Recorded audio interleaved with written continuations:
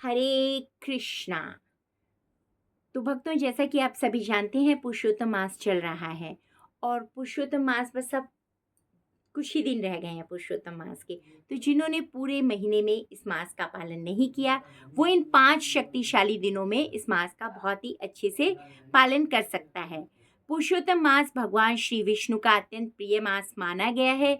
शास्त्रों में वर्णन है कि जब इस अतिरिक्त मास को कोई सम्मान नहीं मिला, तो भगवान ने इसे पुरुषोत्तम मास का नाम दिया। उन्होंने अपना स्वयं का नाम इस मास को दे दिया। इस मास में की गई भक्ति, जप, दान, तप अत्यंत ही फलदायक है। दुगना तिगना होकर इसका फल प्राप्त होता है। विशेष रूप से इस मास के अंतिम 5 दिनों की साधना की दृष्टि से अत्यंत महत्वपूर्ण माना जाता है। इन दिनों में पूरे मास के संकल्प को और अधिक दृढ़ करना चाहिए। इन 5 दिनों में क्या करें? ब्रह्म मुहूर्त में उठें और स्नान करें। भगवान विष्णु, भगवान श्री कृष्ण का ध्यान करें। ओम नमो भगवते वासुदेवाय और हरे कृष्ण महामंत्र का जाप करें। तुलसी एवं भगवान श्री कृष्ण की पूजा करें। तुलसी को जल अर्पित करें। भगवान को दीप, धूप और भोग अर्पित करें। तुलसी महारानी जी को भी जल अर्पित करें।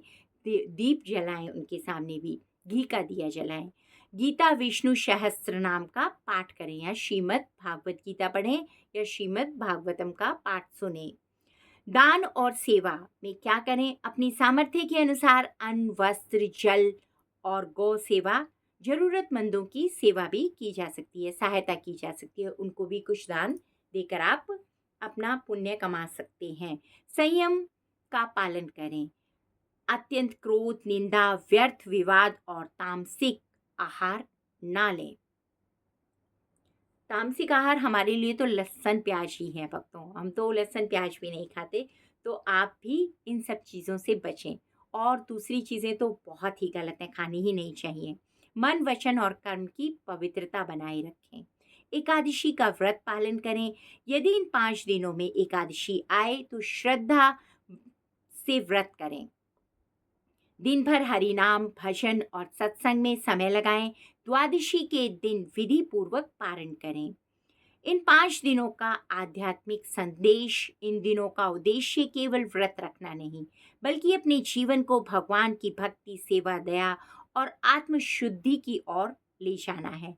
पुरुषोत्तम मास हमें सिखाता है कि जो संसार में उपेक्षित था, उसे भी भगवान अपनी शरण में लेकर महान बना देते हैं। इसलिए जो भक्त इस मास में निष्काम भाव से भक्ति करता है, वह आध्यात्मिक उन्नति की दिशा में आगे बढ़ता है। अंत में हम प्रार्थना करेंगे भगवान से, हे पुरुषोत्तम भगवान श्री कृष्ण, हमें ऐसा मन प्रदान करें कि हम इन पवित्र दिनों में आपकी भक्ति, नाम, सिमरन, सेवा और दया के मार्ग पर चल सकें तथा हमारा जीवन आपके चरणों में समर्पित हो जाए। जय जय श्री राधे। तो भक्तों, अगर आपको ये जानकारी अच्छी लगी हो तो प्लीज़ हमारे चैनल को लाइक कीजिए, सब्सक्राइब कीजिए, लाइक कीजिए, शेयर कीजिए और कमेंट्स में जय जय श्री राधे लिखिए।